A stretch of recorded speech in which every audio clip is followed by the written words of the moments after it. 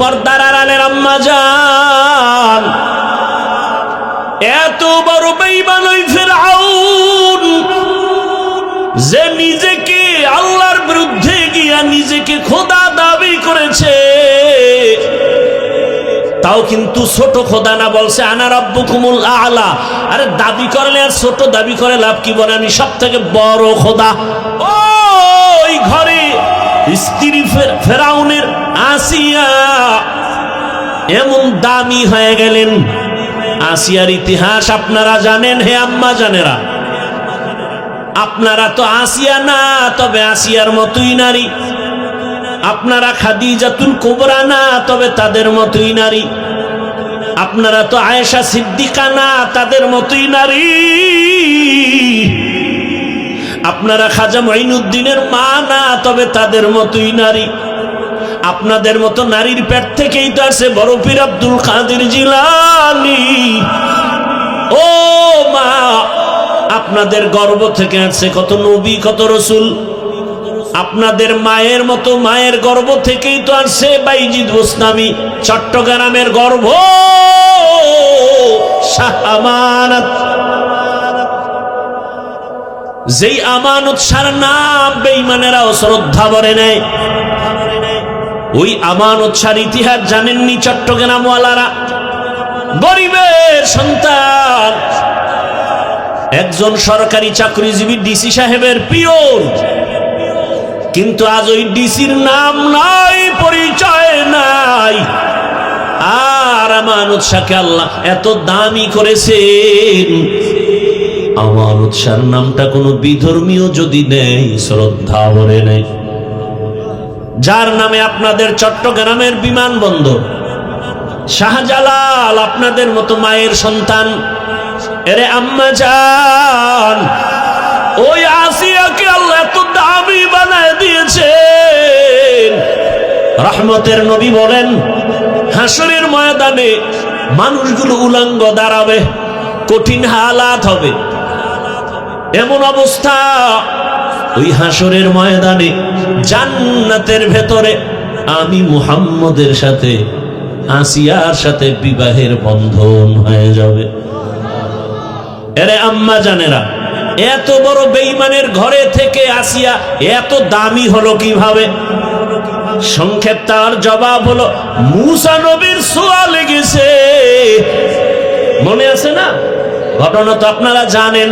শিশুবেলা আসিয়া কলিজা ভরে মুসা নবীকে কোলে নিয়েছেন, লালন পালন করেছেন। আমার মালিকের কেমন কুদরত!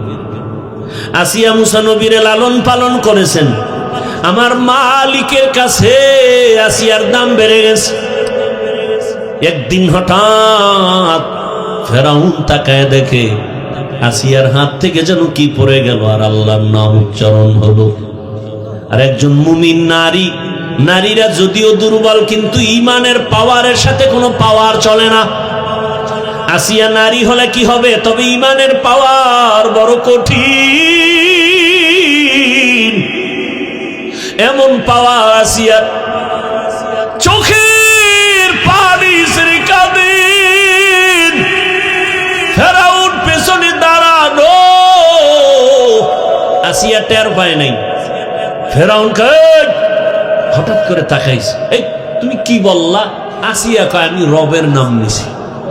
ফেরাউন কা রব মানে মিশরের খোদা তো আমি, তুমি আবার কোন খোদার নাম নিছো? আসিয়া কয় এখন আমার রক্ষা নাই, তবে আমার আল্লাহ যদি আমাকে হেফাজত করেন আমার কোনো পেরেশানি নেই। এরে যুবক আল্লাহর গোলাম, ও পর্দার আড়ালের মা, আসিয়া নামের আল্লাহর বান্দি বলে ফেললো, রে ফেরাউন আমি আমার রবের নাম নিয়েছি। ফেরাউন বলে মিশরের রব তো আমি। কয় না না, তোমার যিনি বানাইছেন তিনি হলেন আমার রব। ফেরাউন কা আসিয়া সাবধান, কয় তুমিও সাবধান। আর বাদশা তো যত বড় বেঈমানি হোক, এটা প্রেস্টিজ আছে না? বউর সাথে তর্ক, এটা ভিতরে, বাইরে শুনলে তো মান সম্মানের মাথা নষ্ট হবে। হালকা ভাবে কয় আওয়াজ দেয় না, চারদিকে তো কর্মচারীর অভাব নাই, রাজপ্রাসাদ। আর আসিয়ার মধ্যে তো ইমানের গরম গরম, ইমানটা একটা গরম, যার ইমানের পাওয়ার বেশি সে তো আরো গরম। গরম পানি যখন বেশি গরম হয় তখন কি ঠান্ডা থাকে? কি করে? আওয়াজ হয়, কথা বলেন। আমি আপনাকে আপন বানাতে চাই। কেন গুনার পেছনে দৌড়াবো? আমাদের কিসের অভাব? টাকার অভাব, পয়সার অভাব, রিজিকের অভাব, সম্মানের অভাব, এগুলো তো সব আল্লাহর হাতে। মানুষের পিছনে যেই পরিমাণ দৌড়ান, অর্ধেক আমার মাওলাকে ভোর রাত্রে ডাক দেন, সব পেয়ে যাবেন। মানুষের পিছনে যেই পরিমাণ দৌড়াইতেছেন কিছু সম্মান পাওয়ার জন্য, কিছু খানা পাওয়ার জন্য, এর অর্ধেক সময় আমার আল্লাহকে দেন, কাজে লাগবে। অতিও গভীর হয় রজনী যখন, নীরবে প্রভুর নাম জপিও তখন। প্রভুর করুণা যদি পাইবারে চাও, গভীর রাতে উঠে প্রভুর গুণগান গাও। আমার বাবারা, মায়েরা ও আমার যুবকেরা, ফেরাউন বলে আসিয়া সর্বনাশ, মিশরে আমাকে সবাই খোদা বলে, তুমি না বললে আমার খোদাগিরির দাম কি? আসিয়াকে আমি একজনকে আমার জীবন দিয়ে ভালোবাসি, দুইজনকে বাসতে পারি না, আমি আমার রবের গোলাম। ফেরাউন বলে না, একবার হলো আমারে খোদা বলো। আসিয়া বলে খবরদার, আমি পারবো না, এই জবান আমার আল্লাহর জন্য রিজার্ভ করেছে, জবানের কারণ নাম নিব না। ফেরাউন বুঝাইল, হামান একটু বুঝাও না, সব বুঝ শেষ। ফেরাউন শেষবারে কয়, কানে কানে একটু কহ, আমি তো তোর খোদা। আসিয়া বলে, রে ফেরাউন, তুমি মিশরের খোদা দাবি করেছো, মিশরের সবাই উল্টা পাল্টা করবে, তোমাকে গোপনে রেখে তুমি জানবা না। জানতো আমি এমন রবের গোলাম, অন্ধকারেও যদি কিছু করি কেউ দেখে না, আমার রব আমার সবকিছু দেখতেছেন, আমি গোপনেও বলবো না। সর্বশেষ ফেরাউন বলে, এখন পাকা না হয় লাভ নাই। এবার ফেরাউন বলে, হামান, আসিয়ার বিছানা সব আলাদা করে দাও, রিমান্ডে দিয়া দাও, বদ্ধ রুমে আটকায় দাও, খানা বন্ধ করে দাও, পানি বন্ধ করে দাও। এবার শাস্তি শুরু। দীর্ঘ কয়েক মাস এভাবে কষ্ট দিয়া আসিয়ার খানা নাই, রুম একটা বন্ধ,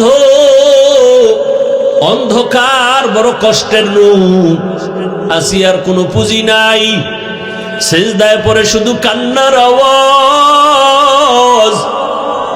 আসিয়া কাঁদে আর বলে, ও আমার মালিক, আজ আমি তোমাকে রব মানার কারণে আজ এই বিপদ, কোনো দুঃখ নাই, তবে একটা দাবি, তুমি আমাকে ধৈর্য দাও, দুনিয়ার কোনো ভয়ে যেন তোমাকে ভুলে না যাই। শেষ ফেরাউন পারলো না, এত কষ্ট দেওয়ার পরও আসিয়া বলে, আমি আল্লাহকে ডাকতে ডাকতে জীবনটা দিয়ে দিব। ফেরাউন বলে, রেডি হও, আর দেরি নেই, তোমাকে ফাঁসি দিব, শুলিবিদ্ধ করব। আসিয়া বলে, আমাকে ফাঁসি দাও, আমি আমার রবকে ছাড়বো না। রেডি হয়ে গেল, তারিখ ঘোষণা হয়ে গেল। ফেরাউন ঘোষণা করে দিল, আসিয়ার অমুক দিন ফাঁসি হবে। রাজপ্রাসাদ থেকে খবর হয়ে গেল, মিশরওয়ালারা পাগল, খোদা ফেরাউনের স্ত্রীর ফাঁসি হবে, দেখতে চলো। ময়দানে হাজার মানুষ আসিয়াকে হাতে পায়ে রশি লাগাইয়া শুলিবিদ্ধর ফাঁসির মঞ্চে যখন নেওয়া হয়, আসিয়া কান্না করে। হঠাৎ তাকায় দেখে রাস্তা দিয়া জমানার নবী মুসা হেঁটে হেঁটে যায়। আসিয়া কান্না করে আর ডাকে, নবী মুসা, আপনি আমার খবর জানেননি, আজ আমার ফাঁসির দিন। পয়গম্বর মুসা নবী বলেন, আসিয়া, জানি তোমার অবস্থা ভালো করে জানি। আসিয়া বলে, বিদায় বেলা আপনার দোয়া চাই গো নবী, আর একটা কথা জানতে চাই, আপনি তো রবের কাছে যান, তুর পাহাড়ে কথা বলেন, একটু বলবেন আমার এই মুহূর্তে আমার আল্লাহ আমার উপরে রাজি নাকি বেজার। মুসা নবী বলেন, ও আসিয়া, তোমার উপরে আমার আল্লাহ বড় খুশি। আসিয়া বলে, আমি এটাই তো চেয়েছি, আমার রব যেন বেজার নয়, আমার রবের আমি খুশি করে যেতে চাই। মুসা নবীর কথা শুনিয়া ফাঁসির মঞ্চের আগে আসিয়া একটা চিৎকার দিয়া আসমানে হাত দুইটা উঠাইয়া আল্লাহর কাছে একটা দোয়া করলো, কোরআনের আয়াত। আসিয়া ডাক দিয়া বলে, ক্বালাত রব্বি ইবনিলি ইনদাকা বাইতান ফিল জান্নাহ। ও আমার রব, তুমি দেখছো আমি তোমাকে রব বলে মানার কারণে এই বেঈমান এত কষ্ট আমাকে দিয়েছে। এত বড় পাওয়ারওয়ালা ক্ষমতাওয়ালার ঘরে জায়গা নাই ঘুমানোর, এত বড় পাওয়ারওয়ালা রাজার ঘরে রং বেরঙের খানা, কিন্তু আমার মুখে খানা নাই। শুধু তোমাকে রব বলে মানার কারণে তোমার কাছে আজ আমি বিদায় বেলা একটা দাবি করি, আমি দুনিয়াতে ঘর পাই নাই, খানা পাই নাই, তোমার পাশে জান্নাতে আমার একটা ঘর বানাইয়া দাও, জান্নাতের ভেতর একটা ঘর আমাকে দাও। আসিয়া দোয়া করে এবার ফাঁসির মঞ্চের দিকে হাঁটতেছে, আবার হঠাৎ তাকাইয়া আসিয়া কান্না বন্ধ করে হাসি শুরু করলো। ফেরাউন বলে, কান্না বন্ধ, হাসো কেন? আসিয়া বলে, রে ফেরাউন বেঈমান, তোর চোখ নাই, দেখো না আমি আমার মালিকের কাছে চাইছি, নগদ পেয়ে গেছি। দুনিয়াতে আমারে থাকার ঘর দাও নাই, খানা দাও নাই, আমার রবের কাছে একটা ঘর চাইছি, জান্নাতে ঘর। ওই জান্নাতের ঘরের ছবি আমি এখন তাকাইয়া দেখতেছি। ওই জান্নাতের ঘরের ছবি দেখা যায়, লক্ষ লক্ষ ফেরেশতার অপেক্ষায় আছে, আমার রূহটা জান্নাতে নিয়ে যাবে, রবের সাথে মোলাকাত হয়ে যাবে। তাড়াতাড়ি আমাকে ফাঁসির মঞ্চে নাও, আমি এখন তাড়াতাড়ি আমার মালিকের সাথে মোলাকাত করব। যেই রবের জন্য এত কষ্ট সহ্য করেছি, ওই রবের সাথে হবে আমার মোলাকাত। আসি আমার আল্লাহর মুহাব্বতের জিকির আর নাম নিয়ে দুনিয়া থেকে বিদায় হয়ে গেল। পর্দার আড়ালের মা বোনেরা, ও যুবক বাবারা, কয়দিন আর দুনিয়া, জীবনটা শেষ। গাড়ির নিচে যুবকের লাশ, ঘুমের বিছানায় লাশ, পানির মধ্যে লাশ। দুনিয়াতে গুনাহ তো কম করো নাই রে বাবা, মনের চাহিদা পূরণ করে, আশা পূরণ করে রাতে রাতে মোবাইল চালাইলা, দাড়ি কাটলা, নামাজ ছাড়লা, কত গানের আড্ডায় গেলা, এখনো কি আশা পূরণ হয় নাই? এখনো কি গুনাহ ছাড়বা না, দাড়ি রাখবা না, নামাজ পড়বা না? কয়দিন আর এভাবে গুনাহ করে কাটাবা? ঘুমের মধ্যে যদি আইসা আজরাইল হাজির হইয়াই যায়, আর মা বাবার থেকে বিদায় নেওয়ার সময় হবে না। ও মা বোনেরা, এখনো সময় আছে, তওবা করেন। আপনার মতো কত মা পর্দা করে, নামাজ পড়ে, স্বামীর মাল হেফাজত করে, মোবাইলে সময় নষ্ট করে না। এলাকায় এমন ভালো মায়ের অভাব নাই, কেন গুনার পেছনে দৌড়াচ্ছেন রে মা? ভালো একটা আদর্শ সন্তান রেখে যান, ডাক্তার বানাবেন, আদর্শ ডাক্তার বানায়া যান। কোরআন তেলাওয়াত করবে, মা বাবার জন্য দোয়া করবে, নামাজ পড়বে, রুগীও দেখবে। এমন একটা ধন্য সন্তানের ধন্য মা হয়ে কবরে যান। যারা যুবক বাবারা এখনো সময় আছে, তওবা করো, আমার মালিকের দিল খুলে ডাক দাও, হে মালিক, তুমি জানো আমার মতো গুনাহগার কেউ নাই। হাত নাপাক, গুনার কারণে জবানটা নাপাক, অন্তর নাপাক, চোখ নাপাক। ও আল্লাহ, জীবনে তো কম গুনাহ করি নাই, দাড়ি কাটলাম, নামাজ ছাড়লাম, গুনাহ করেছি। আজকে থেকে তওবা করলাম, আর গুনাহ করব না, নামাজ ছাড়ব না, দাড়ি কাটবো না, বেপরদায় চলবো না। মা বাবার দোয়া নিয়ে, শিক্ষকের দোয়া নিয়ে, উলামায়ে কেরামের পরামর্শ নিয়ে, নবীর আদর্শ মেনে চলবো। তওবা। তাহলে যার সাথে যার মোহাব্বত, তার সাথে তার কিয়ামত। আগার খাহি हम नशीनी बखुदा नशीना दर हुजूरे औलिया सोहबते सा লেহ তোরা সালেহ কুনা সোহবতে তলে তোরা তলে কুনাতে জমানা সোহবতে বা আউলিয়া বেহতেরাজ সদ সালা তাআত বেরিয়া। যুবক বাবারা রাগ করতেছো? রাগ করে যাবা কই? আমার আল্লাহর জমিন ছেড়ে ভাগতে পারবা? আছে কোনো রাস্তা?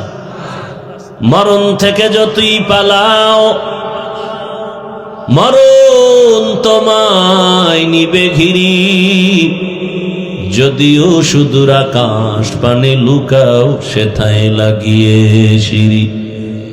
নদী পথে নৌকা চালাও ও মাঝি ভাই, বেলা ডোবার আগে আমি ওপার উঠতে চাই। ডুবে গেলে বেলা রে আর উঠে না, ভেঙ্গে গেলে মেলা রে আর জমে না।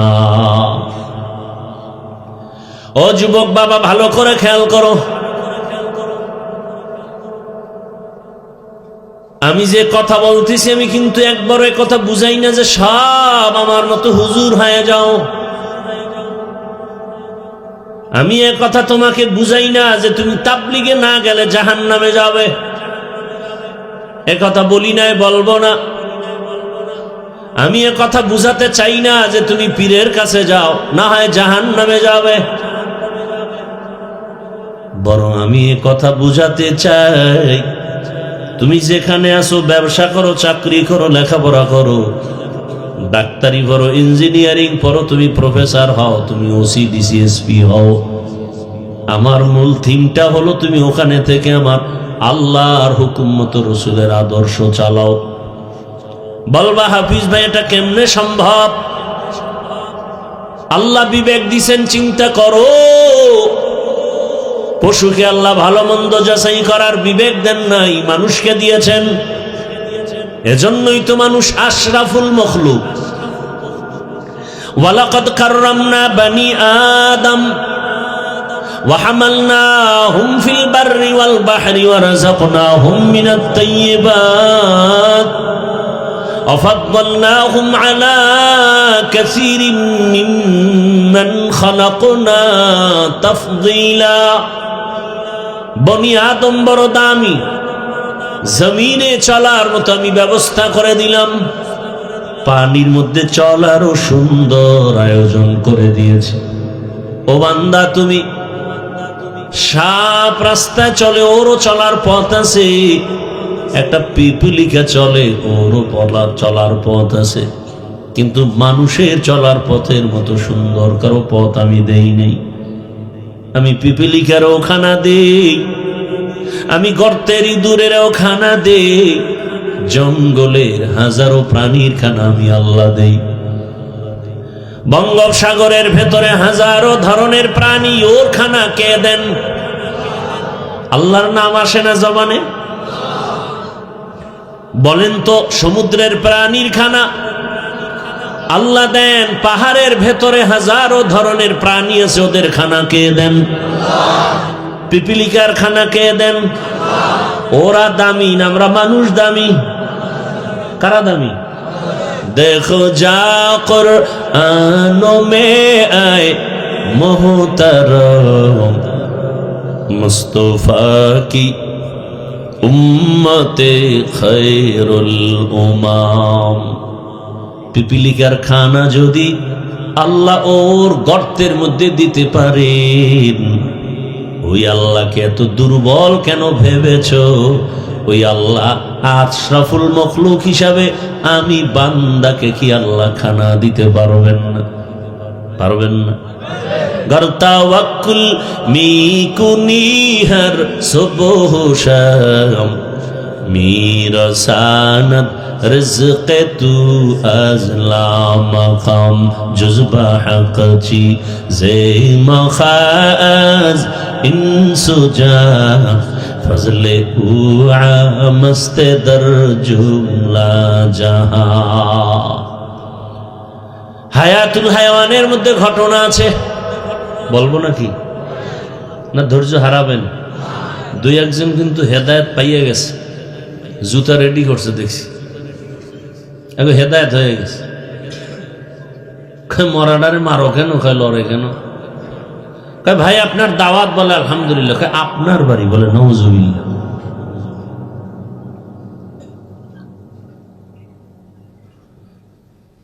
হায়াতুল হায়াওয়ানের ভেতরে ঘটনা,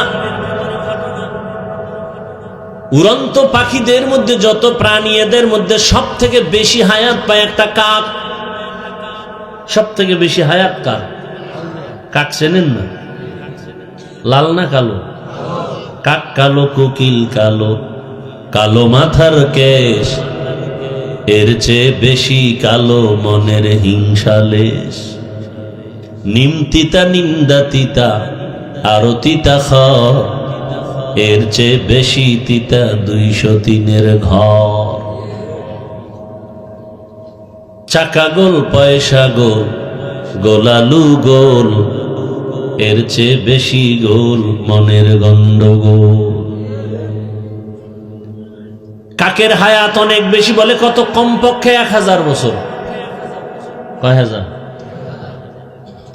ওই কাক যখন বাচ্চা দেয়, বাচ্চাটা থাকে সাদা, শরীরে কোনো পশম থাকে না, সাদা। মা ভয় পায়, কাছে যায় না। কাকের ওই বাচ্চাটা বাসার মধ্যে একা থাকে, মা দূরে থাকে, কাছে যায় না, ভয়। বলে কতক্ষণ? বলে 3 দিন। ওই কাকের বাচ্চাটা মা থেকে আলাদা থাকে 3 দিন, মা যায় না ভয়ে। 3 দিন ওই বাচ্চাটারে কে খাওয়ায়? বাচ্চা কি খায়? বলে আল্লাহ হুকুম দেয়, ছোট ছোট একদল পোকা আছে, সাদা বড় পাতলা।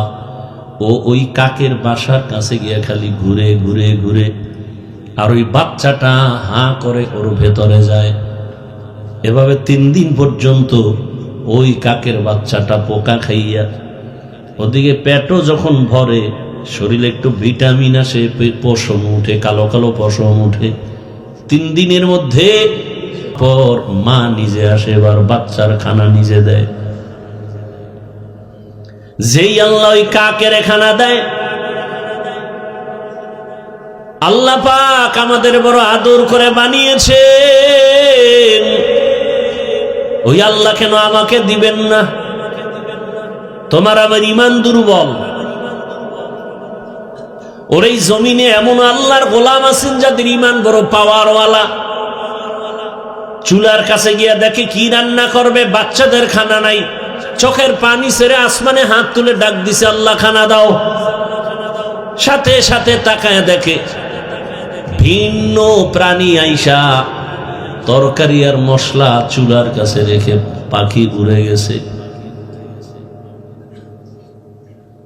তুমি আমি চাইতে জানি না। বড় বড় সমুদ্র, আটলান্টিক মহাসাগর, প্রশান্ত মহাসাগরে বড় বড় সমুদ্রের নীল তিমি আছে। কি তিমি? এক একটা নীল তিমির প্রতিদিনের খাদ্য তালিকা 1000 কেজি চিংড়ি মাছ। কে খাওয়ায়? ওরা দামি না আমরা দামি? তা আমরা কুত্তার মতো তো পাগল কেন? গ্রামীণ ব্যাংকের পেছনে দৌড়াচ্ছেন কেন? হারাম খাওয়ার জন্য এত পাগল কেন? ওই আল্লাহর উপরে বিশ্বাস নাই। যদি আল্লাহ না দেয় তো দিবে কেমনে? আপনি ঘুষ খাইয়া, হারাম খাইয়া আল্লাহর ডাকলে ওই ডাক তো কবুল হবে না। দিবে কিভাবে? আজকে হুজুরের কাছে দোয়া চান, হুজুর একটু দোয়া করেন। আপনার জবানকে পবিত্র করেন, আপনি যা চাইবেন সাথে সাথে তা পাইবেন। জমিন একটা পাহাড় আছে, বড় পাহাড়, কোহে কাফ। ওই পর্বতে প্রাণী আছে সি মর্গ। এক একটা সি মর্গের খাদ্য তালিকা প্রতিদিন 40টা মোটা তাজা হাতি। কে খাওয়ায়? ওরা দামি না আমরা দামি? আল্লাহ বলেন, ইয়া আইয়ুহান নাস আনতুমুল ফুকারাউ ইলাল্লাহ ওয়াল্লাহু হুয়াল গানিয়্যু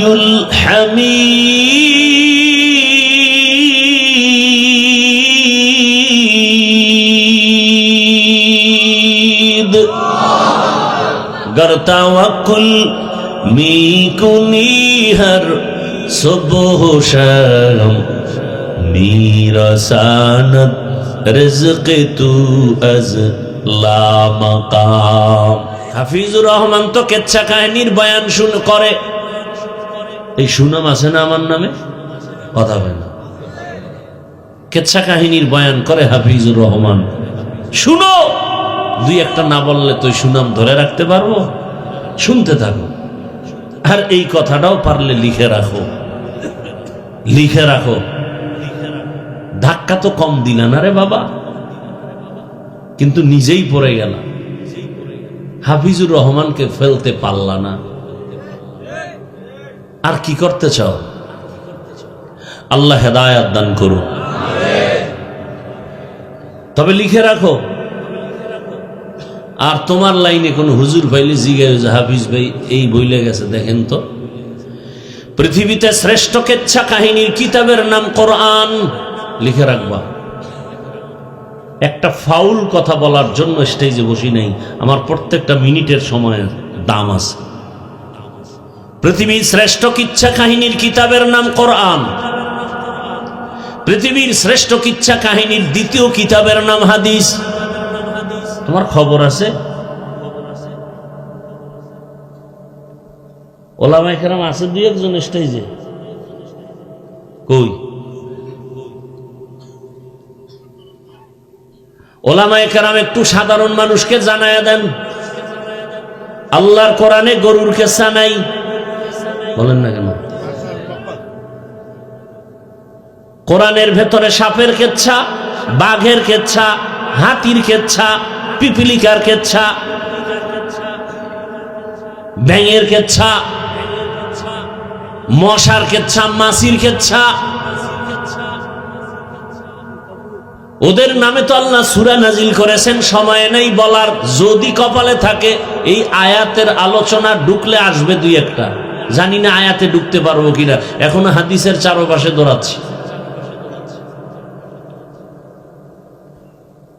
এখন চালাক যারা, এরা আবার একটু ফাঁক দিয়া কলম ধরবে। হাফিজ ভাই, আমরা যেটা বুঝাইছি এটা হইল যে বাপ দাদার কেচ্ছা বলেন সেগুলো। ও তাই? আমরা বাপ দাদার কেচ্ছা বলি কি? কাসেম নানতবি, রশিদ আহমদ গঙ্গুহি, হাজী ইমদাদুল্লাহ মুহাজিরে মক্কি। একটু আগে শুরুতেই একটা টাচ করছি, পটিয়ার মাদ্রাসার আজিজুল হক রহমতুল্লাহ আলাই। আরে আমাগো এই সমস্ত বাপ দাদার কেচ্ছা বললে মানুষ বিড়ি টানে না, চোখে পানি আসে, দিল নরম হয়, বেনামাজি নামাজি হয়। তোমার সমস্যা কেন? তোমার কলবটা নষ্ট হয়ে গেছে, তোমার হৃদয়টা নাপাক হয়ে গেছে। আমরা তো সোনাবন্দের গান গাই না, আমরা তো ওই আল্লাহওয়ালাদের কথা বলি যাদের কথা শুনলে মানুষের পশম দাঁড়িয়ে যায়, হৃদয়ে কম্পন শুরু হয়, গুনাহ ছাড়তে ভালো লাগে, নেক করতে ভালো লাগে, এমন কথা বলি। তাজকিরাতুল আউলিয়া নামের একটা কিতাব আছে, ওখানে একটা ঘটনা লেখা আছে। জগৎ বিখ্যাত একজন ওলিয়ে কামেল মালিক ইবনে দিনার রহমাতুল্লাহ আলাইহি সফরে রওনা করেছেন। দেজালা নদীর কিনারায় বিশাল বড় নদী, নদী পার হবেন, কোনো বাহন নাই। রবের শরণাপন্ন হলেন, হে রব আমাকে বাহনের ব্যবস্থা করে দেন। হঠাৎ করে একটা নৌকা এসে হাজির হয়ে গেল, বাহনে উঠলেন। মাঝখানে যাওয়ার পর বলে সবাই ভাড়া দেও, মালিকের কাছে কোনো টাকা নাই। কোথায় পাবে টাকা? হুজুর বলেন নাই। সুযোগে সদ্ব্যবহার বলে একটা কথা আছে, সুযোগে, এই কথাটা ভুল। সুযোগে সৎ ব্যবহার না, সুযোগে অসৎ ব্যবহার। সুযোগে অসৎ ব্যবহার। হুজুরের এমনি দেখতে পারে না, সুযোগ যখন পাইছে একটু অসৎ ব্যবহার করলো। তুমি টাকা নাই, উঠছো কেন?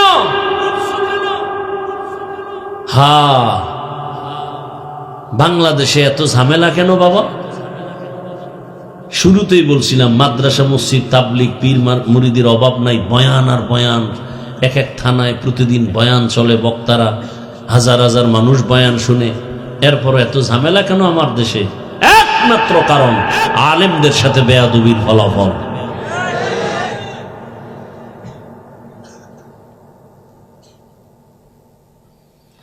ভাইরা আমার,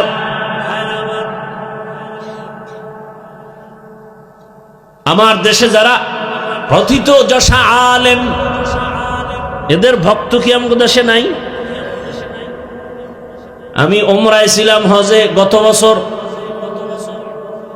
সাইদি সাহেব ইন্তেকাল করেছেন। ভক্তরা পরে দেখেছি এই এতটা পাগলের মতো কান্না করে লাশের কাছে গিয়ে তার মুখে চুমু খেয়েছে। দেখেন নাই? তার মানেও জাহান্নামে গেছে, তাই তো?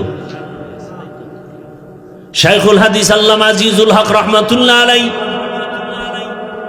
চরমনায়ের সৈয়দ ইসহাক রহমাতুল্লাহ আলাই, ফজলুল করিম রহমাতুল্লাহ আলাই, মুফতি ফজলুল হক আমিনী রহমাতুল্লাহ আলাই, আব্দুল হালিম বুখারী রহমাতুল্লাহ আলাই, বাইতুল মুকাররমের খতিব ওবায়দুল হক রহমাতুল্লাহ আলাই, এদের নামে কত প্রশংসার সেমিনার হয় না? হয় না? তার মানে ওরা সব জাহান্নামী। কি বুঝাতে চাও? ওই চট্টগ্রামের একটা ভাষা আমি শুনছি, ভাল লাগে, ওটা বলি মাঝে মাঝে। নিজের বেলায় কুরু কুরু, অন্যের বেলায় মকরু। তোমার নিজের একজন আলেম, তার দোষের অভাব নাই, তাকে মাথায় নিয়ে নাচি, সেমিনার করি, সিম্পোজিয়াম করি, কত আর্টিকেল লেখি, ফেসবুক গরম করে ফেলি। আমার পিসাব বড় দামি, বড় বুজুর্গ, এতে সমস্যা নাই। আমি অতীতের একজন আল্লাহওয়ালা আবু হানিফার কথা বলি, মালিকের কথা বলি, ইমাম বুখারীর ঘটনা বলি। এটার উপরে তোমার ইশকাল কেন, কলম কেন? আমি তো আমার স্বার্থে বলি না, আমি তো উম্মতকে জান্নাতমুখী বানাবার জন্য বলি। এখানে তো আমার ব্যক্তি কোনো স্বার্থ নাই।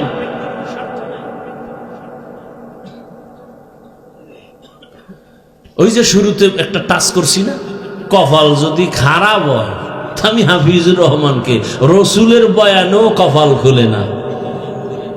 কে সে বেঈমান? কি নাম জানেন না? একটু আগে না বলছিলেন?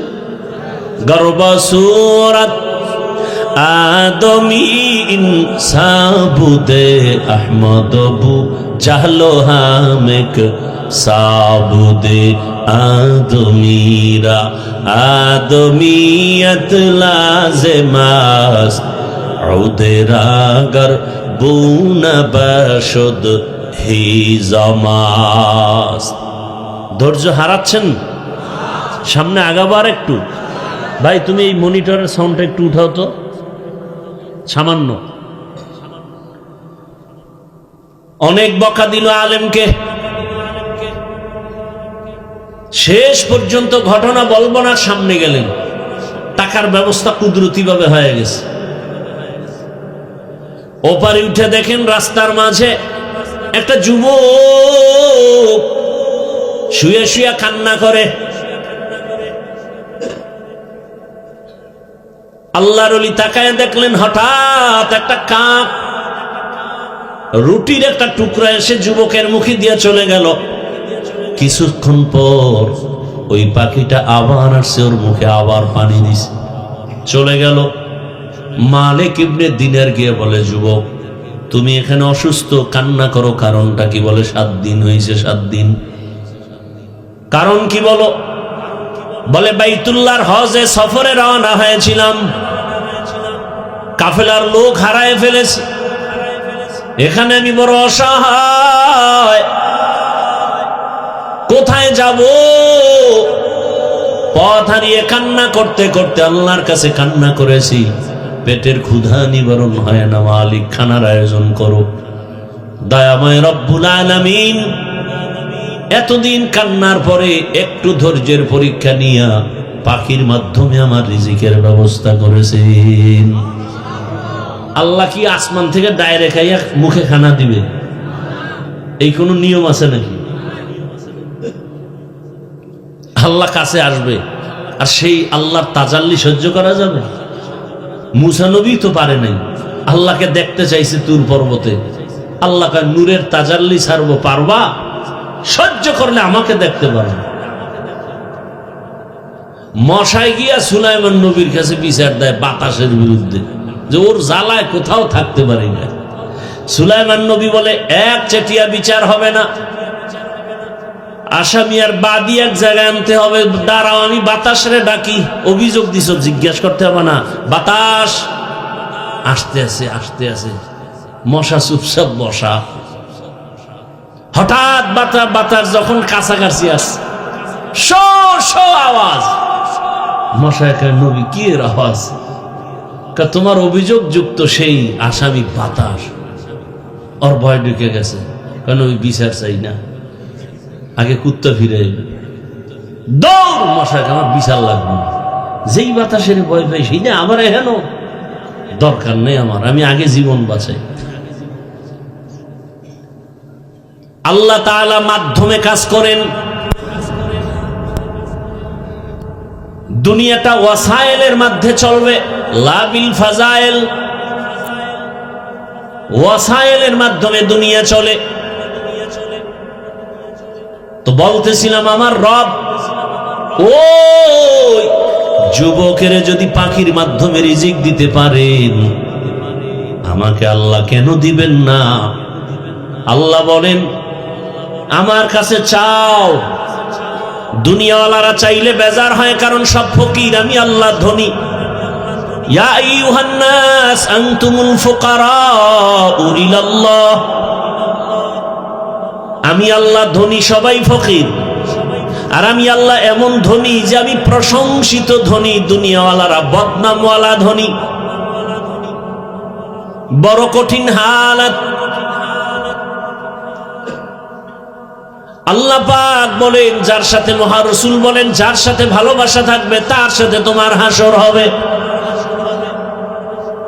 এবার আপনাকে কেউ জোর করবে না তুমি অমুকের সাথে চলো, বুঝাইতে পারবে দুনিয়াটা পরীক্ষার হল, তো বুঝানো যাবে এটা এইরকম করো, এরকম করো। বুঝানোর দায়িত্ব, নামাজ পড়লে এই লাভ, না পড়লেই ক্ষতি। রোজা রাখলেই লাভ, না রাখলেই ক্ষতি। দাড়ি রাখলেই লাভ, না রাখলেই ক্ষতি।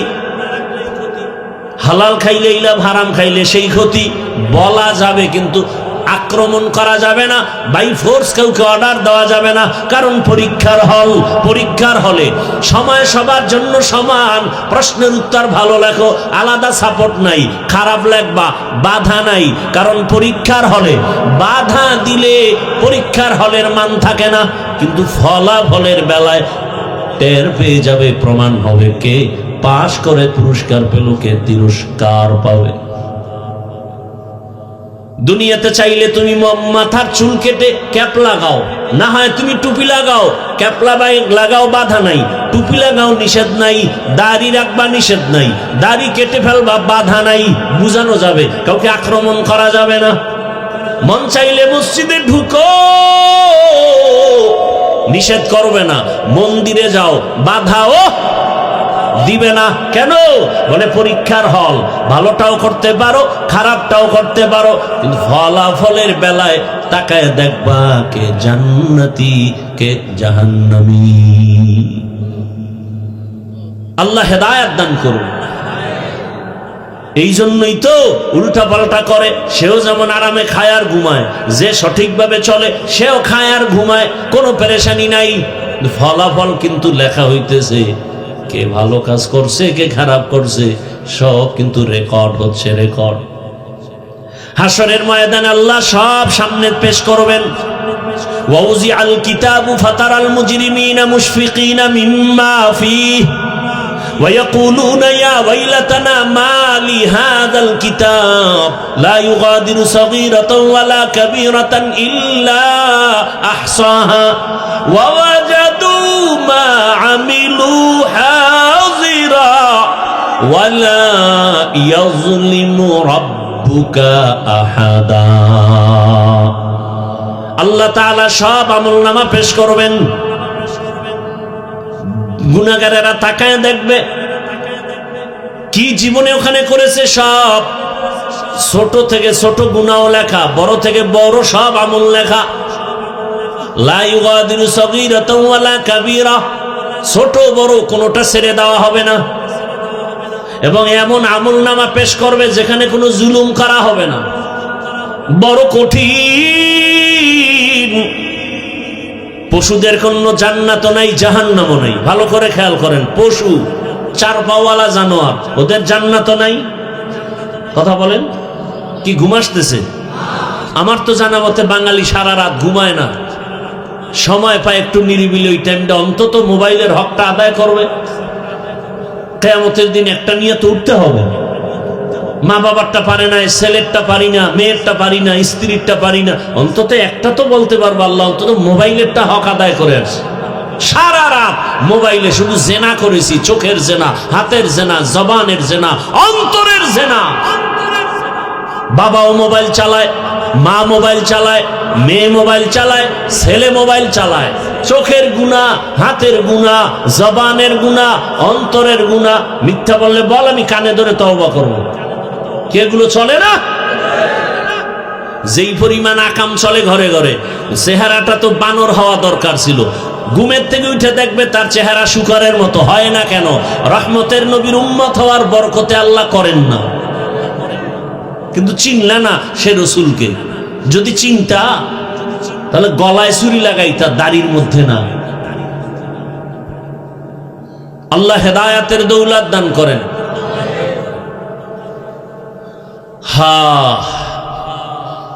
এরে যুবক, পর্দার আড়ালের মা বোনেরা, যুবক বাবারা, বৃদ্ধ বাবাজি, ভালো করে বুঝেন, পশুদের জন্য জান্নাত নাই। কথা বলেন না কেন? এই আপনারা উঠা বসা করেন কেন? মোনাজাতটা দিয়ে দিলে তো কপাল শেষ। আর জীবনে আসবো আর বয়ান শুনবেন, ভাগ্যের বিষয়। এ যারা ওয়াজ আনছে খোঁজ নাও, কত দৌড় দৌড়াইছে খালি একটু এখানে আনার জন্য। ভাইরা আমার, বছরে 300, এর মধ্যে রোজা, এর মধ্যে মাদ্রাসার পরীক্ষা, এর মধ্যে আবার দুপুরে গলার মধ্যে গুলি। আমার খবর নেই, গুলি নাই। এই যে ওসমান হাদি বেহুশ, দেহ এক জায়গায়, মাথার খুলি আর এক জায়গায়, ডাক্তারেরা খুলে রাখছে, কোনো খবর নাই। বলে এটা একটা বিচ্ছিন্ন ঘটনা। চিন্তা করতে পারো যুবকেরা, এটা একটা বিচ্ছিন্ন ঘটনা যদি বলে, কতবার দুঃখ অন্তরে। এমন একটা দেশে জন্ম নিলাম যে কুত্তা মারলে বিচারের জন্য পাগল, মালিক মামলা দেয়, মানুষ মরলে বিচার নাই। কে জানি শুনছি বলছে বিচ্ছিন্ন ঘটনা, এটা একটা কথা। আল্লাহ হেদায়াত দান করুন। যুবকরা তোমরা ঘুমাইও না, ঘুমাইও না। জীবনের বিজয়ের পতাকা উড্ডীনের জন্য যুবকের ভূমিকা অপরিহার্য। যুবকরা গর্জে উঠতে হবে, কোন ব্যক্তির জন্য না, ইসলামের জন্য, দেশের জন্য, মানবতার জন্য গর্জে উঠতে হবে। বাংলাদেশ না, গোটা পৃথিবীর কোন শক্তি নাই যুবকদের, ছাত্রদের আন্দোলন আর প্রতিবাদের সামনে দাঁড়াবে। তবে ব্যক্তির গোলাম হয় না, আল্লাহর গোলাম হও, ইসলামকে নিয়ে সামনে আগাও। মরে যাবে, ইতিহাসের পৃষ্ঠায় তুমি অমর হয়ে থাকবে। আল্লাহ হেদায়াত দান করুন। পশুরা জান্নাত নাই কি নাই, জাহান্নামও নাই। কিন্তু একটা গরু জান্নাতে যাবে, নবী বলেন একটা কুকুর জান্নাতে যাবে। পশুদের জান্নাত নাই, জাহান্নামও নাই, তো কুকুর কেন জান্নাতে যাবে? নবীজি বলেন কুকুর জান্নাতে যাবে। তাহলে কত কপালওয়ালা কুকুর আর আমি কত কপাল ভরা মানুষ, আমি জাহান্নামে যেতে হবে। কুত্তা জান্নাতে যায় আর আমি আশরাফুল মখলুক জাহান্নামে যাইতেছি। কত কপাল খারাপ আমার।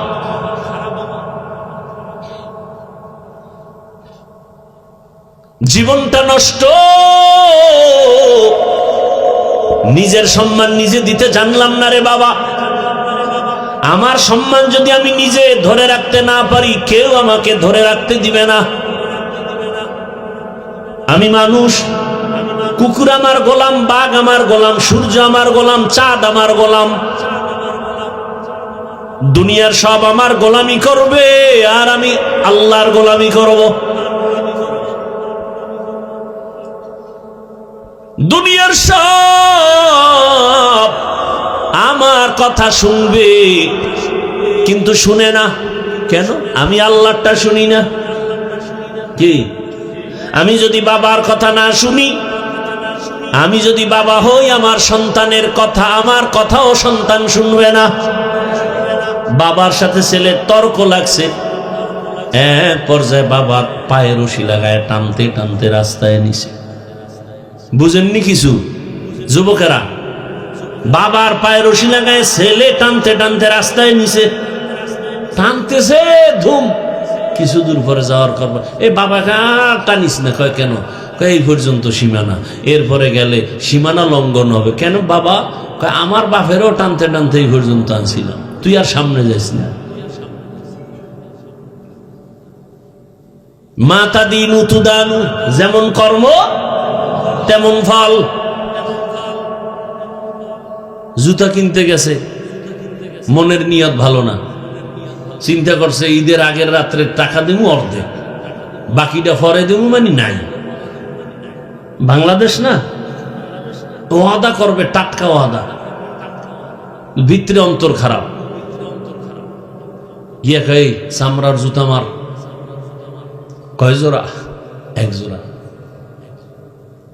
টাকা কিন্তু আজকে সব দেওয়া হবে না, কালকে চানের ঈদের রাত।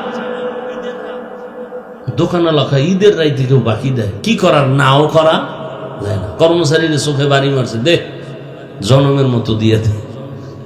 দুই জোতা প্যাকেট করে এমন ভাবে আটকাই দিছে, আহ শান্তি দেখলেই। টাকা অর্ধেক দিয়ে দৌড়। পরের দিন একেবারে দাড়ি মোষ্ট সব সাইজ করে এবার রেডি হয়েছে, বিদেশি জায়নামাজ বগলের তলে, বিদেশি সেন্ট মারছে। উম্মা সেন্ট মারতে গিয়া মশার সেই স্প্রে মাইরে ফেলাইছে। টাইম নেই তো, বেউস। হজরও করে না ঈদের দিন, উঠা তাড়াতাড়ি মোসকাইটা দাড়ি কাইটা স্প্রে মাইরে দৌড়। জোতা খুলতে যে দেখে দুই জোতার একটা নাম্বার 6 আর একটা 9। মাথা গরম হয়ে গেছে, এমন কারবার কেন? কয় ওই নগদ টাকাটার নাম্বার ঠিক আছে, বাকিটার নাম্বার ঠিক নেই। যেমন কর্ম। ভাইরা আমার, আল্লাহ তাআলা বলেন, ইয়া আইয়ুহাল্লাযীনা আমানুত্তাকুল্লাহ ওয়া কুনু মা'আস সাদিকিন। আল্লাহকে ভয় করো, জমিনের মধ্যে সত্যবাদী আল্লাহর প্রিয় গোলাম যারা, তাদের বন্ধু হয়ে থাকো। বলে কতক্ষণ? বলে তাদের রঙে রঙিন হইবা না যতক্ষণ। তাদের সাথে এমন ভাবে মিশে যাও, তাদের রঙে এমন ভাবে রং লাগাও যে এক রাস্তায় হাঁটবা, দুইজনে চিনা যাবে না পেছন থেকে কে আশরাফ আলী থানভী আর কে তার খলিফা আজিজুল হাসান। টুপিও এক, দাড়িও এক, পোশাকও এক, কে রুটিওয়ালা কে বাকি বিন্না, চিনা যাবে না। এমন মেলা মেলো যে তুমি জেনারেল লাইনের মানুষ না বড় হুজুর বুঝা যাবে না। তোমার ওই হুজুরের চেহারা, হুজুরের লেবাস, হুজুরের পাগড়ি তোমারটাও একই হয়ে যাবে। ঢাকা কলেজে যাও, কত যুবক ঢাকা কলেজে লেখাপড়া করে, মাথায় পাগড়ি, বড় বড় দাড়ি, বড় বড় জামা, এই অবস্থায় কলেজে যায়। যুবকরা বল মিথ্যা বলছি? মনে হয় মসজিদের বড় খতিব, কেউ ভাই কোন মসজিদের জুমা পড়াও, আমি আরবি ভালো করে পারি না, এই সূরাত কেন? কয় আল্লাহওয়ালা রঙে রঙিন হয়ে গেছে, আল্লাহ কইছে রং লাগাও। এই অবস্থায় কলেজে যাও? হ্যাঁ। বলে কলেজের শিক্ষকেরা শিক্ষিকারা কিছু বলে? কি বলে? বলে আমার শিক্ষকেরাও কয় আমাদের কলেজের সুনাম, শিক্ষিকারাও কয় হাজারো ছেলের মধ্যে একটা ছেলে নম্র ভদ্র শালীন। আচ্ছা, তোমার কলেজের ক্লাসের মধ্যে কি মেয়েরা নাই? বলে আছে। বলে সে মেয়েরা কি আড্ডাখানায় ডাকে না? বন্ধু বান্ধব সব একত্রে করে ডাকে। তুমি তখন কি করো? আমি ইস্তেগফার করি। ফলাফল কি হয়? কয়েকটা মেয়েই আমার ক্লাসের পক্ষ হইয়া বলে, এই ও তো আল্লাহর লাইনে আছে, ওরে ডিস্টার্ব করিস না, আমরা চল। তাহলে ভালোভাবে চলতে চাইলে কলেজে থাইকা চলা যায় না? কি যুবক, তোমার মতো যুবক স্কুলে আছে, নামাজ পড়ে নাই? তুমি পারো না কেন বাবা বলো তো? তুমি জবাব না দিন, আমার জবাব নাও। তোমার কপাল পুরাটাই পুড়ে গেছে। তোমার কপালে কঠিন থেকে কঠিন বরদোয়া লাগছে, কারো কারো অভিশাপ লাগছে। আর কি ওয়াজ করব? তোমার জীবনের পরিবর্তনের জন্য একটা ওয়াজই যথেষ্ট, যে আমার মতো যুবক ছেলে যদি স্কুলে পড়ে নামাজ পড়ে, আমি পারি না কেন? আর কোনো ওয়াজের দরকার নেই। ও ব্যবসায়ী বাবারা, আপনার মতো ব্যবসায়ী কি নামাজি নাই? আপনি পারেন না কেন? আপনি নিজেকে বড় মনে করিয়েন না, আপনার কপাল পুড়েছে। এজন্য সারা দেশে বলি যুবক বাবারা,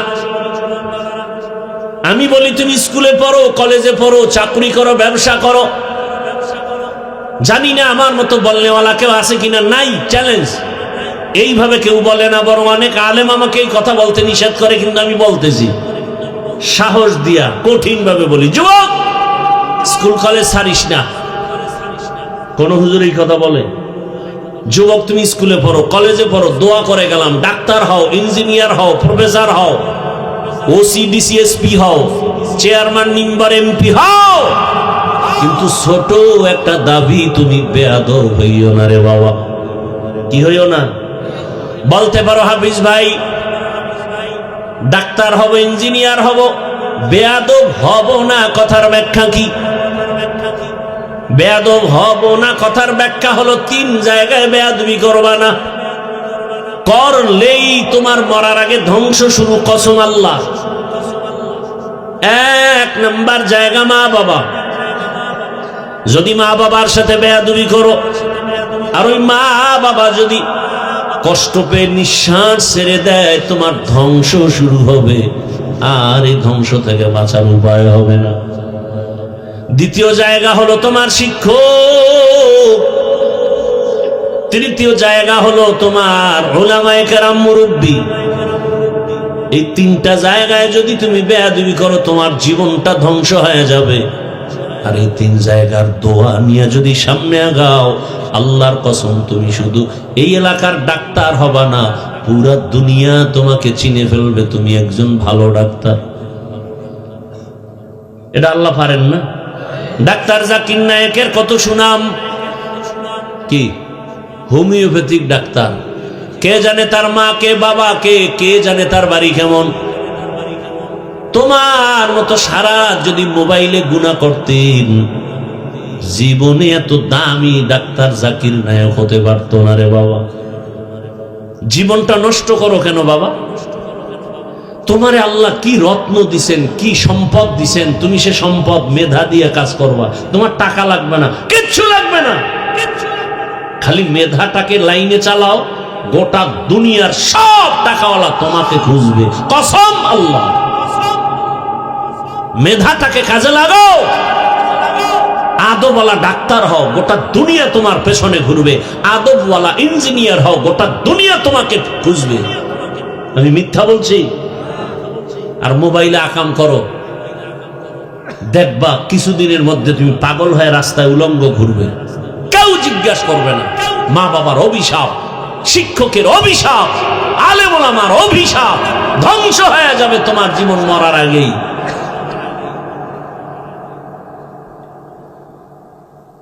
আল্লাহর ওলিদের সংস্পর্শে থাকো, আল্লাহর প্রিয় বান্দা যারা তাকওয়ার মানদণ্ডে চলে, এদের নেক নজর লাগাও।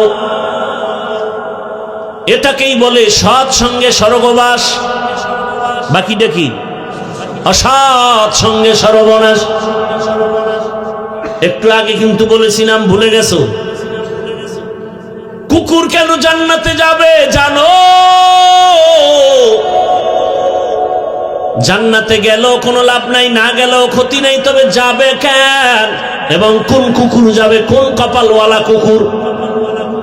বলে কোরআনের মধ্যে ঘটনা আছে, ওই কুকুর 7টা যুবক, আল্লাহর পেয়ারা বান্দা, ঈমান আমল বাঁচাবার জন্য হিজরতের পথে কোন এক পাহাড়ের গর্তে আশ্রয় নিয়েছে। আল্লাহর ওলি, সূরা কাহাফে আছে।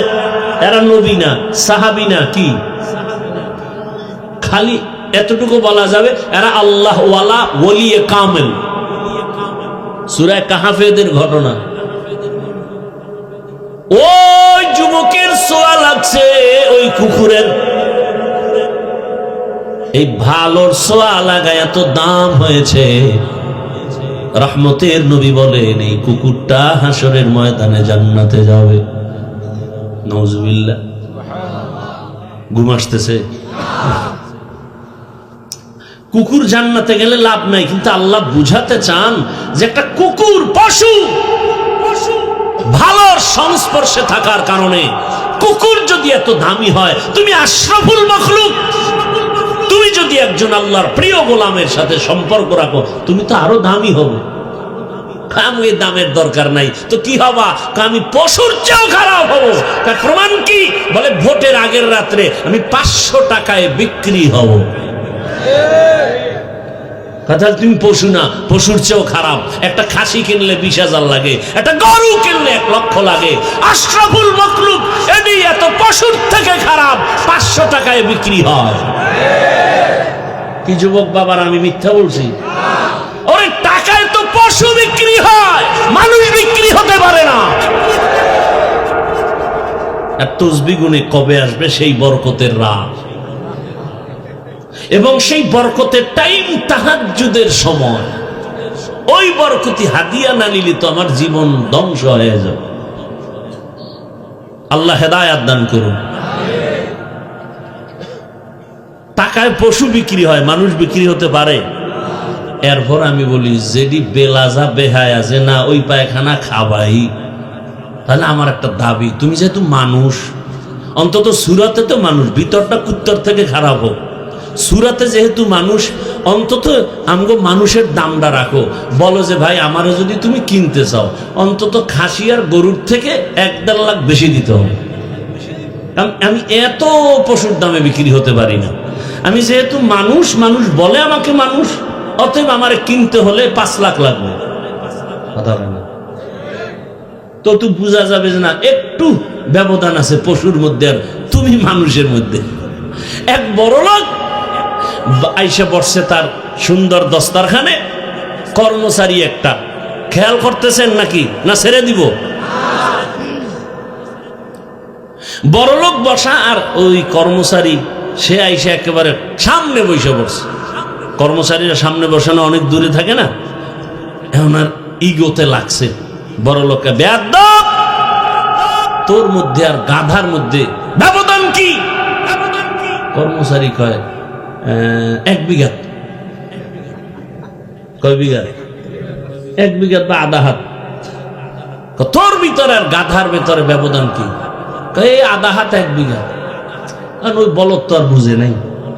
ও কর্মচারী তো বুঝাইছে তুমি এক গাধা, তোমার মধ্যে আর আমার ব্যবধান হইল বসতে গিয়া আধা হাত বা 1 বিঘা।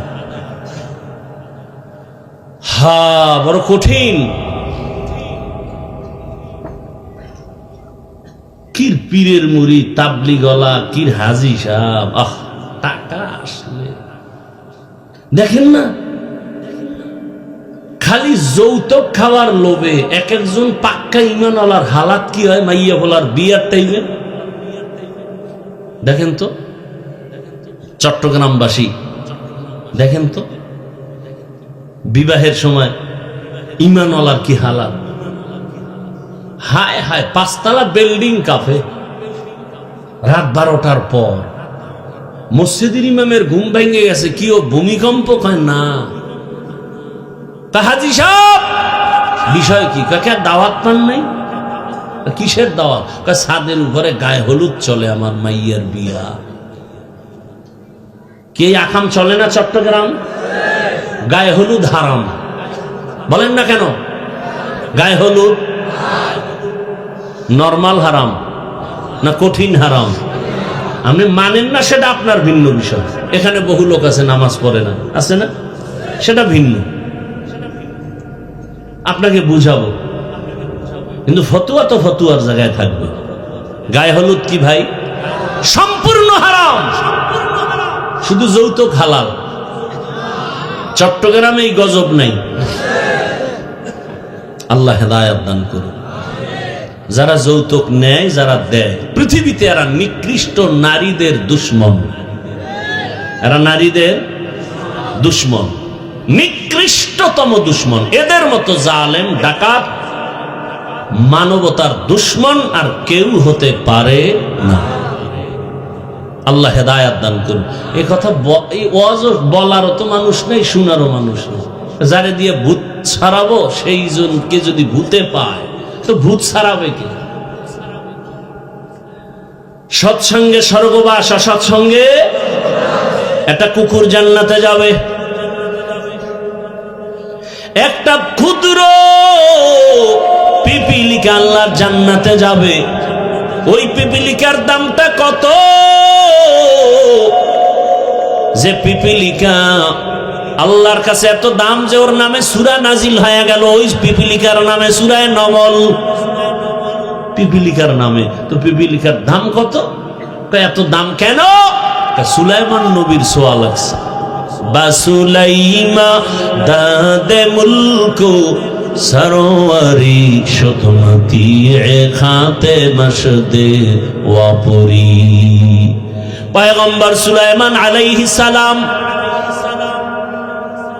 মদিনাতুল মুনাওয়ারা থেকে সামনে যাচ্ছেন। জমিন থেকে 9 মাইল উপরে কুদরতের সিংহাসনে বসা। বাতাস তার চালিকা শক্তি। হঠাৎ 9 মাইল নিচের থেকে পিপিলিকার বয়ান শুনেন। পিপিলিকা ওয়াজ করে, ওয়াজ। ইয়া আইয়ুহান নামলু দুখুলু মাসাকিনাকুম। 9 মাইল উপরে পয়গম্বর সুলাইমান পিপিলিকার বয়ান শুনা ফাতাবাসসামা, মুস্কি হাসলেন আর বললেন, ও সিংহাসন জমিনে ল্যান করো। পিপিলিকার বয়ান এত সুন্দর। রাজনীতি বলে কোরআনে নাই, কেমনে বুঝাই? পিপিলিকা বলে, ও আমার জাতি ভাইরা, ভেতরে ঢোক, তাড়াতাড়ি আশ্রয় নাও, নিরাপদে। সুলাইমান নবীর সৈন্যবাহিনী আসতেছে। এদের যদি একটা চাপা লাগে, বাতাস, তোমরা মরে যাবে। তাড়াতাড়ি আশ্রয় নাও, তোমাদের যেন জীবনের কোনো ক্ষতি না হয়। পৃথিবীর একটা ক্ষুদ্রতম পিপিলিকা তার জাতি ভাইকে বাঁচাবার জন্য পাগল। আর আমরা কেমন মানুষ, এই জমিনে আপনের গুলি করে মেরে ফেলতেছে। একটা পশুকে বাঁচাবার জন্য পাগল, অথচ মানুষ মানুষের মেরে ফেলতে কষ্ট পায় না। একটা শিশু বাচ্চা 6 ইঞ্চি পাইপের মধ্যে পড়ে গেছে। কথা বলেন না কেন? যারা দেখছেন, কে খবর জানেন না? এই ফায়ার টিম এসে, আর্মি, প্রশাসন, সব, পুরা দেশ গরম। এই বাচ্চাকে পাইপের মধ্যে কই গেল, মাটি খনন করো। যথেষ্ট পরিমাণ মাটি খনন করে বাচ্চাকে উদ্ধার করছে না? তাহলে একটা বাচ্চাকে মারার পইরা গেছে, এটাকে উঠার জন্য এত পাগল। আর ওসমান হাদিকে কে গুলি করলো? দিনে দুপুরে এতটা মারাত্মক আঘাত করলো। যদি আজকে সব দেশ গরম হয়ে যেত, তাহলে আর কোনো অপরাধী এভাবে অপরাধ করার সাহস পেত না। কথা বলবে কে? কে বলবে? শোনার মানুষ নাই, বলার মানুষ নাই। মুনাফিকরা যখন দেখবে হাফিজুর রহমানের উপরে কোনো বিপদ, কথার কথা, কেন কয় এই কথা কইল কেন? কিছু কিছু মুনাফিক বলবে না বললেই তো ভালো হইতো। একটা বাচ্চা পাইপের মধ্যে পড়ে গেল, তাকে বাঁচানোর জন্য গোটা দেশ গরম, প্রশাসন সময় দিচ্ছে দিন রাত 24 ঘন্টা, আর দিনে দুপুরে গুলি মারবে। আর যদি বলে এটা একটা বিচ্ছিন্ন ঘটনা, কতটা কষ্ট লাগার বিষয়। কথা বলেন না কেন? আল্লাহ আমার দেশবাসীকে হেফাজত করেন। যারা আমাদের প্রতিনিধিত্ব দায়িত্ব পালন করেন, চেয়ারে বসে আছেন, আল্লাহ তাদেরকেও আমাদের দরদি হওয়ার তৌফিক দান করেন। মানুষ মানুষের জন্য, খায়রুন নাস মাইয়ানফাউন নাস। রাসূল বলেন কে ভালো মানুষ জানো? যার জবানের একটা কথার হাতের দ্বারা কারো ক্ষতি হবে না। একটা বক্তা, আমরা আলেম মানুষ ভাই, পাগলের মতো এক সপ্তাহ বিছনায় ছিলাম, কতগুলো বয়ানে যেতে পারি না, প্রতিদিন 1, 2, 3টা বয়ান। আল্লাহ না করুন আমার দেশে একটু উল্টা পাল্টা হলেই জাগাত আলেম ওলামাকে বেইজ্জতি করে ফেলে। এটা কেমন?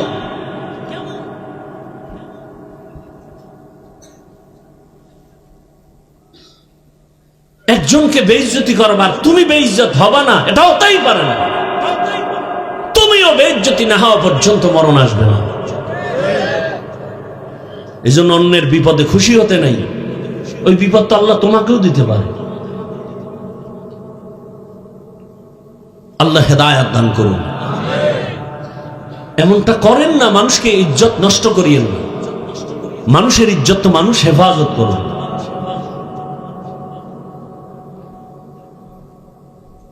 এই সব কিছুর মূলে আল্লাহর ভয় নেই। এজন্য আল্লাহ বারবার বলেন আমাকে ভয় করো, আমাকে ভয় করো, আমাকে ভয় করো। ছোট একটা টাইম অনেক হয়ে গেছে, ঘটনাটা বলেই আমি মোনাজাত দিব, খেয়াল করে শুনবেন। উঠা বসা করলেই আমি ঘটনাটা বলেই মোনাজাত দিব, এর মাঝখানে কেউ উঠলেই ঘটনা শেষ, মোনাজাত দিব, একেবারে ওয়াদা। কেউ উঠলেই আমি মোনাজাতটা দিয়ে দেব, আর না উঠলে আমি ঘটনাটা শেষ করব। জমিনের মধ্যে একজন জগৎ বিখ্যাত বেঈমান আছে, ফেরাউন, তার নাম কোরআনের বয়ান আছে না নাই? জানা থাকলে বলেন ওর স্ত্রীর নাম কি? বলেন।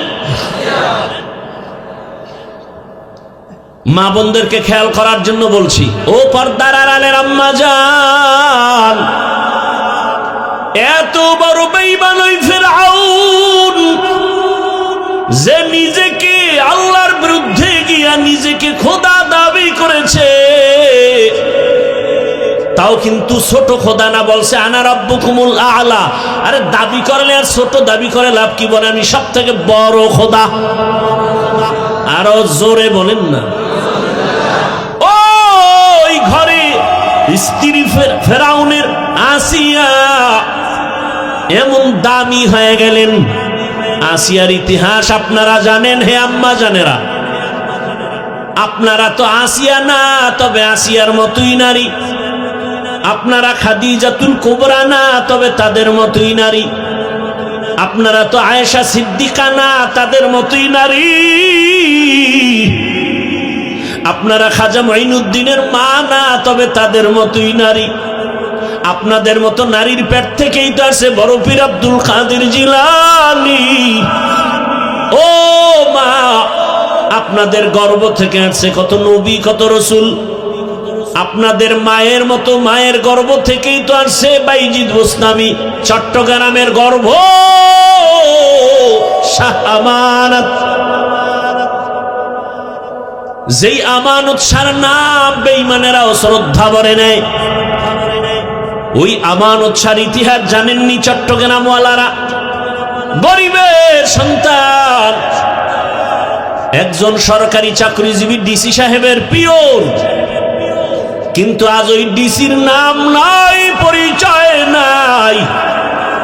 আর আমানত শাহকে আল্লাহ এত দামি করেছেন, আমানত শাহর নামটা কোনো বিধর্মীয় যদি নেই, শ্রদ্ধা ভরে নেই। যার নামে আপনাদের চট্টগ্রামের বিমানবন্দর, শাহজালাল আপনাদের মতো মায়ের সন্তান। এরে আম্মা জান, ওই আসিয়াকে আল্লাহ এত দামি বানায় দিয়েছেন। রহমতের নবী বলেন, হাসরের ময়দানে মানুষগুলো উলঙ্গ দাঁড়াবে, কঠিন হালাত হবে।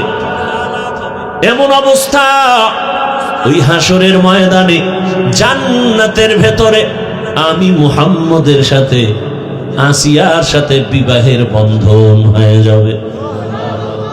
এরে আম্মা জানেরা, এত বড় বেঈমানের ঘরে থেকে আসিয়া এত দামি হলো কিভাবে? সংক্ষেপ তার জবাব হলো, মুসা নবীর ছোঁয়া লেগেছে। মনে আছে না ঘটনা? তো আপনারা জানেন, শিশুবেলা আসিয়া কলিজা ভরে মুসা নবীকে কোলে নিয়েছেন, লালন পালন করেছেন। আমার মালিকের কেমন কুদরত! আসিয়া মুসা নবীরে লালন পালন করেছেন। আমার মালিকের কাছে আসিয়ার দাম বেড়ে গেছে। একদিন হঠাৎ ফেরাউন তাকায় দেখে আসিয়ার হাত থেকে যেন কি পড়ে গেল, আর আল্লাহর নাম উচ্চারণ হলো। আর একজন মুমিন নারী, নারীরা যদিও দুর্বল, কিন্তু ঈমানের পাওয়ারের সাথে কোনো পাওয়ার চলে না। আসিয়া নারী হলে কি হবে, তবে ঈমানের পাওয়ার বড় কঠিন। এমন পাওয়ার আসিয়া চোখের পানি ছেড়ে কাঁদেন। ফেরাউন পেছনে দাঁড়ানো, আসিয়া টের পায় নাই। ফেরাউন হঠাৎ করে তাকাইছে, এই তুমি কি বললা? আসিয়া পেরেশান হয়ে গেল। আমি যে মা, যুবক, বাবা যাও যাও যাও।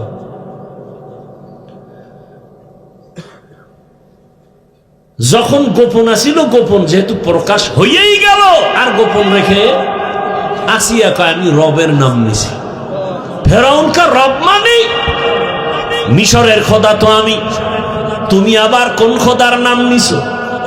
আসিয়া কয়, এখন আমার রক্ষা নাই, তবে আমার আল্লাহ যদি আমাকে হেফাজত করেন, আমার কোনো পেরেশানি নেই। ও আম্মা জানেরা, জীবনে মার্কেটে তো কম দৌড়াইলেন না, জীবনে তো মোবাইল কম চালায় সময় কাটাইলেন না। কত মায়ের কথা শুনছি, আফসুস, বাচ্চাটারে কোলে নেয় না, মোবাইল চালায়। বাচ্চা মাকে মানবে কি? মায়ের খেদমত করবে কি? ওই বাচ্চা দুনিয়াতে আসার থেকে কাজের লোক রাইখা কয় তুই রাখ। বুকের দুধ দেয় না, এমনি ওই কি দুধ আছে না, ফিটার, ভিন্ন ভাবে খাওয়ায়। এখন একটা সুন্দর ওই মায়ের সুযোগ হইছে, মা একদিকে আকাম করে, বাচ্চা ডিস্টার্ব করে, থামাই কেমনে? মোবাইল দিয়ে এরে বসায় দাও। এবার বাচ্চা মোবাইল চালায় সারাদিন সারা রাত, খানার খবর নাই। মা কয় মোবাইল দিয়ে রাখো, আর ক্ষুধা লাগলে খানা দিস। বাচ্চা তো এখন আর কান্নাকাটি নেই, মোবাইল পাইছে, আর টাইম মতো কাজের লোক খানা দেয়। মা অন্যদিকে সাইড কালেকশন করে। কথা বলেন না কেন? বাস, আর ওদিকে স্বামী যদি থাকে বিদেশ, তো সব শেষ। কথা বলেন না কেন? তাই তো আর কোনো কথাই নাই। সেদিন হাদিস দেখলাম, নবী বলেন, সাবধান, যেই নারীর স্বামী কাছে থাকে না, ও উম্মতেরা, ওই নারীর কাছে কোনো পুরুষ যেও না, সাবধান। অন্যায় পথে তুমি পা বাড়াইও না রে যুবক। কয়দিন চেহারা শেষ হয়ে যাবে, ধ্বংস হয়ে যাবে। এরে যুবক, আল্লাহর গোলাম, ও পর্দার আড়ালের মা, আসিয়া নামের আল্লাহর বান্দি বলে ফেলল, রে ফেরাউন, আমি আমার রবের নাম নিয়েছি। ফেরাউন বলে, মিশরের রব তো আমি। কয়, না না, তোমার যিনি বানাইছেন তিনি হলেন আমার রব। ফেরাউন কা আসিয়া সাবধান, কয় তুমিও সাবধান। আর বাদশা তো যত বড় বেঈমানি হোক, এটা প্রেস্টিজ আছে না, বউর সাথে তর্ক, এটা ভিতরে, বাইরে শুনলে তো মান সম্মানের মাথা নষ্ট হবে। হালকা ভাবে কয়, আওয়াজ দেয় না, চারো দিয়ে তো কর্মচারীর অভাব নাই, রাজপ্রাসাদ। আর আসিয়ার মধ্যে তো ইমানের গরম গরম, ইমানটাই একটা গরম। যার ইমানের পাওয়ার বেশি সে তো আরো গরম। গরম পানি যখন বেশি গরম হয় তখন কি ঠান্ডা থাকে? কি করে? আওয়াজ হয়? কথা বলেন মিয়া। সব জবাব আপনার মধ্যে আপনি বুঝেন না। আল্লাহর কিছু আশেক বান্দা আছে, ওর ইমানটা এত গরম, ওর মধ্যে আমার মাওলা পাকের মোহাব্বতের ইমানের এত গরম যে বরদাস্ত করতে পারে না, আওয়াজ দেয়, চিৎকার দেয়। তুমি এখানে কলম গুতাও, শর্ম নাই, উজানি লাফায় কেন? খবর আছে তোমার ইমানে। আর একজনের সমালোচনা না করে তুমি কাঁদো আর বলো ওই লোকটা ওয়াজে কাঁদতেছে, আমার কপালে তো খারাপ কেন? আমি তো কান্নার মজলিসে বসছি, আমার মোনাজাতে পানি আসে না কেন? সেই চিন্তা করো। নিমক হারাম, অন্যের কান্না সইতে পারে না, কত বড় কপাল পোড়া। তোমার মধ্যে কান্না আসে না কেন? সেই চিন্তায় তুমি পাগল হয়ে যাও যে সে মানুষ, আমিও মানুষ, ওই লোকটা কাঁদে, আমার চোখে পানি আসে না কেন? আমার কপালে তো খারাপ কেন? রহমতের নবী আম্মাজান আয়েশার ঘরে বসে কান্না করেন। আম্মাজান আয়েশা বলেন, ইয়া রাসূলুল্লাহ, আপনি কাঁদেন কেন? রহমতের নবী বলেন, হে আয়েশা, জাহান্নামের কঠিন হালাতের কথা মনে পড়েছে, জন্য কাঁদি। নবীজির তো কোনো গুনাহ নাই, আর আপনার আমার তো গুনাহ ছাড়া কিছুই নেই, কিচ্ছু নাই গুনাহ ছাড়া। কেউ নামাজ রোজা এগুলো কি? এ তো ধোঁকা। একা একা যখন নামাজ পড়ি, 10 রাকাত নামাজ পড়তে 3 মিনিট, মসজিদে এসে যখন নামাজে দাঁড়াইছি 4 রাকাতে 6 মিনিট। আল্লাহর জন্যই সেই নামাজ, কথা হয় না। জুমার দিন মসজিদে গেছে, সালাম ফিরানো মাত্র দৌড়, বাকি 4 রাকাত সুন্নতের খবর নাই, নামাজ পড়ে। এরা আবার ফজরে বাড়ি ছিল, মসজিদে আয় নাই। জুমায় এসে আবার ভাগছে, আসরে নাই। আল্লাহ হেদায়াত দান করেন। রাগ করিয়েন না বাবা, শুরুতেই বলছি আমিও জান্নাতে যেতে চাই, আপনাদেরও নিতে চাই। রাগ করেন কেন? আমি আপনাকে আপন বানাতে চাই। কেন গুনার পেছনে দৌড়াবো? আমাদের কিসের অভাব? টাকার অভাব, পয়সার অভাব, রিজিকের অভাব, সম্মানের অভাব, এগুলো তো সব আল্লাহর হাতে। মানুষের পিছনে যেই পরিমাণ দৌড়ান, অর্ধেক আমার মাওলাকে ভোর রাত্রে ডাক দেন, সব পেয়ে যাবেন। মানুষের পিছনে যেই পরিমাণ দৌড়াইতেছেন কিছু সম্মান পাওয়ার জন্য, কিছু খানা পাওয়ার জন্য, এর অর্ধেক সময় আমার আল্লাহকে দেন, কাজে লাগবে। অতিও গভীর হয় রজনী যখন, নীরবে প্রভুর নাম জপিও তখন। প্রভুর করুণা যদি পাইবারে চাও, গভীর রাতে উঠে প্রভুর গুণগান গাও। আমার বাবারা, মায়েরা ও আমার যুবকেরা, ফেরাউন বলে আসিয়া সর্বনাশ, মিশরে আমাকে সবাই খোদা বলে, তুমি না বললে আমার খোদাগিরির দাম কি? আসিয়াকে আমি একজনকে আমার জীবন দিয়ে ভালোবাসি, 2 জনকে বাসতে পারি না, আমি আমার রবের গোলাম। ফেরাউন বলে না, একবার হলো আমারে খোদা বলো। আসিয়া বলে, খবরদার, আমি পারবো না, এই জবান আমার আল্লাহর জন্য রিজার্ভ করেছে, জবানের কারণ আমি নিব না। ফেরাউন বুঝাইল, হামান একটু বুঝাও না, সব বুঝ শেষ। ফেরাউন শেষবারে কয়, কানে কানে একটু কহ, আমি তোর খোদা। আসিয়া বলে, রে ফেরাউন, তুমি মিশরের খোদা দাবি করেছো, মিশরের সবাই উল্টা পাল্টা করবে, তোমাকে গোপনে রেখে তুমি জানবা না, কিন্তু আমি এমন রবের গোলাম, অন্ধকারেও যদি কিছু করি কেউ দেখে না, আমার রব আমার সবকিছু দেখতেছেন, আমি গোপনেও বলবো না। সর্বশেষ ফেরাউন বলে, এখন পাকা না হয় লাভ নাই। এবার ফেরাউন বলে, হামান, আসিয়ার বিছানা সব আলাদা করে দাও, রিমান্ডে দিয়া দাও, বদ্ধ রুমে আটকায় দাও, খানা বন্ধ করে দাও, পানি বন্ধ করে দাও। এবার শাস্তি শুরু। দীর্ঘ কয়েক মাস এভাবে কষ্ট দিয়া আসিয়ার খানা নাই, রুম একটা বন্ধ, অন্ধকার, বড় কষ্টের রুম। আসিয়ার কোনো পুঁজি নাই, সেজদায় পড়ে শুধু কান্নার আওয়াজ। আসিয়া কাঁদে আর বলে, ও আমার মালিক, আজ আমি তোমাকে রব মানার কারণে আজ এই বিপদ, কোনো দুঃখ নাই, তবে একটা দাবি, তুমি আমাকে ধৈর্য দাও, দুনিয়ার কোনো ভয়ে যেন তোমাকে ভুলে না যাই। শেষ ফেরাউন পারল না, এত কষ্ট দেওয়ার পরও আসিয়া বলে, আমি আল্লাহকে ডাকতে ডাকতে জীবনটা দিয়ে দিব। ফেরাউন বলে, রেডি হও, আর দেরি নেই, তোমাকে ফাঁসি দিব, শুলিবিদ্ধ করব। আসিয়া বলে, আমাকে ফাঁসি দাও, আমি আমার রবকে ছাড়ব না। রেডি হয়ে গেল, তারিখ ঘোষণা হয়ে গেল, ফেরাউন ঘোষণা করে দিল আসিয়ার অমুক দিন ফাঁসি হবে। রাজপ্রাসাদ থেকে খবর হয়ে গেল, মিশরওয়ালারা পাগল, খোদা ফেরাউনের স্ত্রীর ফাঁসি হবে, দেখতে চলো। ময়দানে হাজার মানুষ আসিয়াকে হাতে পায়ে রশি লাগাইয়া শুলিবিদ্ধর ফাঁসির মঞ্চে যখন নেওয়া হয়, আসিয়া কান্না করে। হঠাৎ তাকায় দেখে রাস্তা দিয়া জমানার নবী মুসা হেঁটে হেঁটে যায়। আসিয়া কান্না করে আর ডাকে, নবী মুসা, আপনি আমার খবর জানেননি, আজ আমার ফাঁসির দিন। পয়গম্বর মুসা নবী বলেন, ও আসিয়া, জানি তোমার অবস্থা ভালো করে জানি।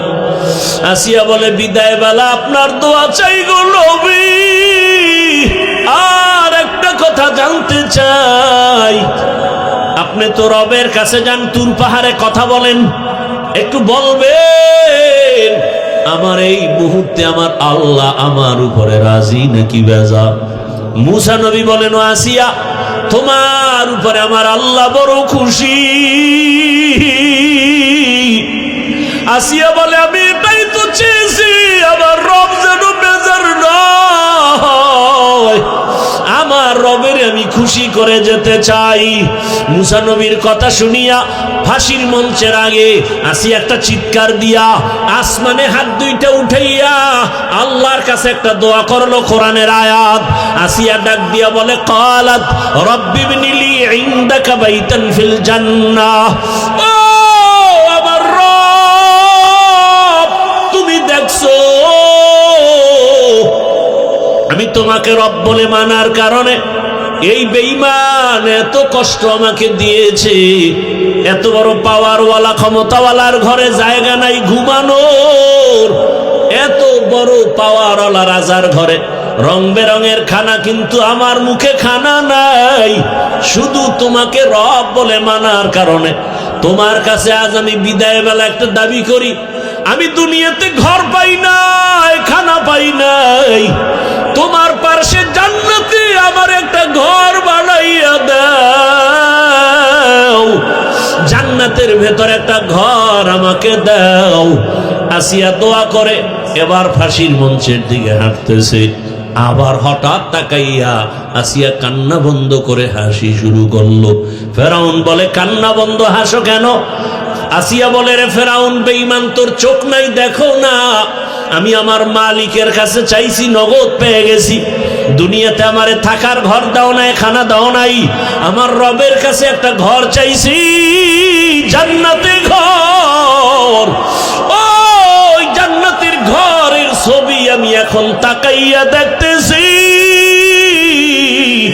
ওই জান্নাতের ঘরের ছবি দেখা যায়, লক্ষ লক্ষ ফেরেশতার অপেক্ষায় আছে, আমার রূহটা জান্নাতে নিয়ে যাবে, রবের সাথে মোলাকাত হয়ে যাবে, তাড়াতাড়ি আমাকে ফাঁসির মঞ্চে নাও, আমি এখন তাড়াতাড়ি আমার মালিকের সাথে মোলাকাত করব, যেই রবের জন্য এত কষ্ট সহ্য করেছি, ওই রবের সাথে হবে আমার মোলাকাত।